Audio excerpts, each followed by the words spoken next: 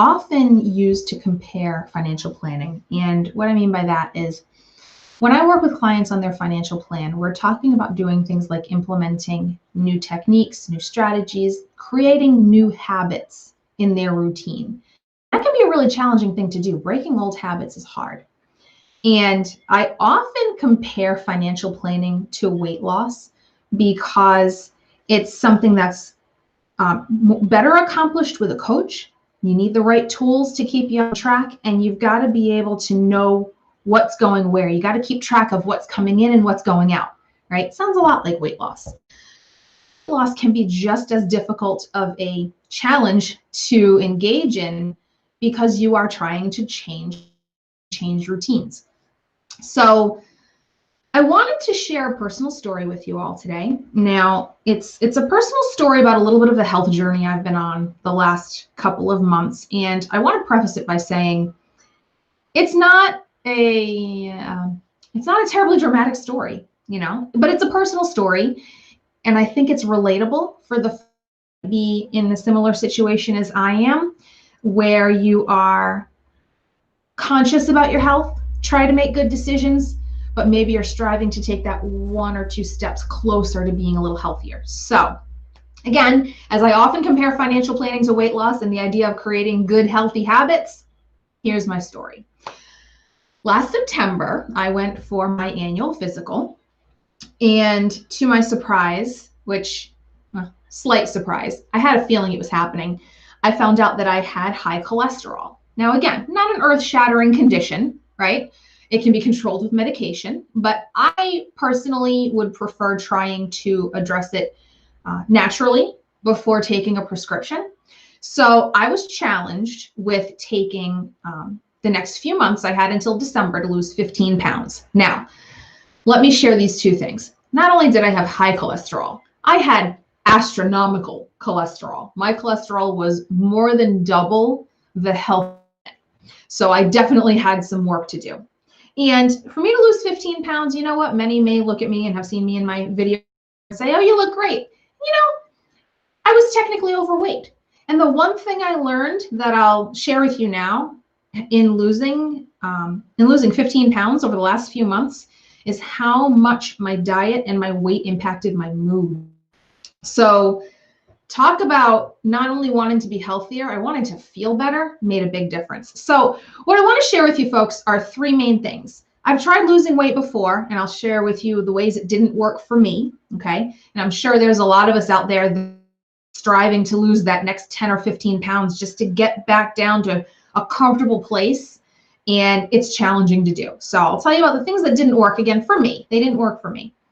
How I used this high cholesterol diagnosis to motivate me to make changes, and I want to share with you the tools that I use to stay on track, okay?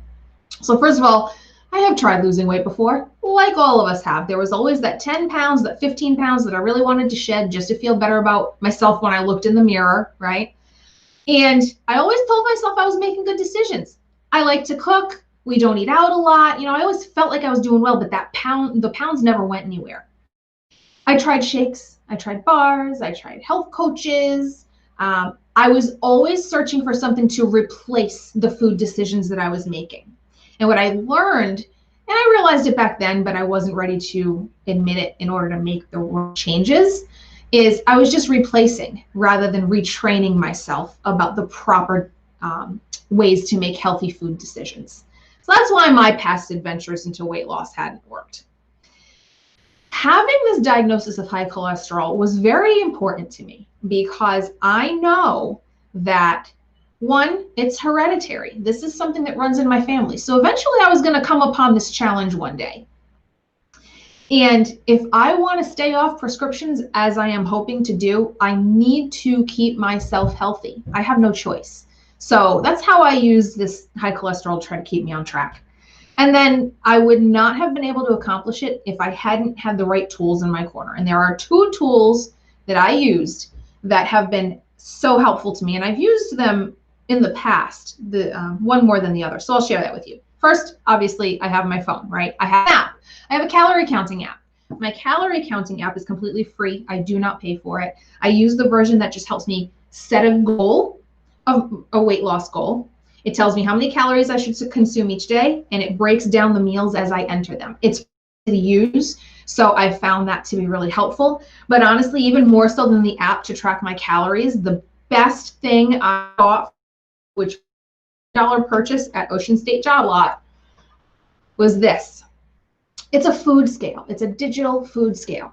Because the most amazing thing that I learned in using this food scale is that when I am making myself a meal, the things that I thought were healthy portion sizes or appropriate portion sizes, I was completely wrong.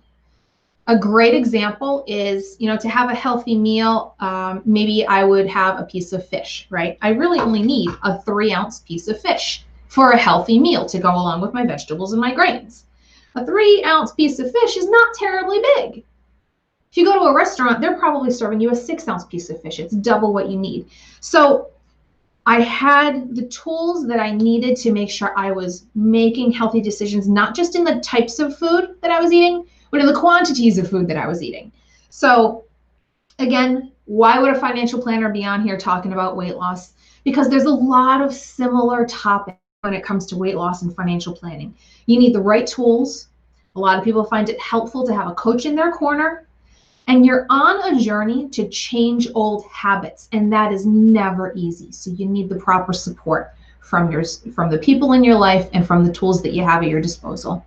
So that is my New Year's story, folks. For anyone that's setting out on a new year, new you weight loss journey for 2021, I'm not a weight loss coach. I'm not a health coach. I will come right out and say that. But I will say that you've got to have the right tools, and you've got to be ready to make decisions that are going to have positive impacts in your life. And I say the same thing about financial planning.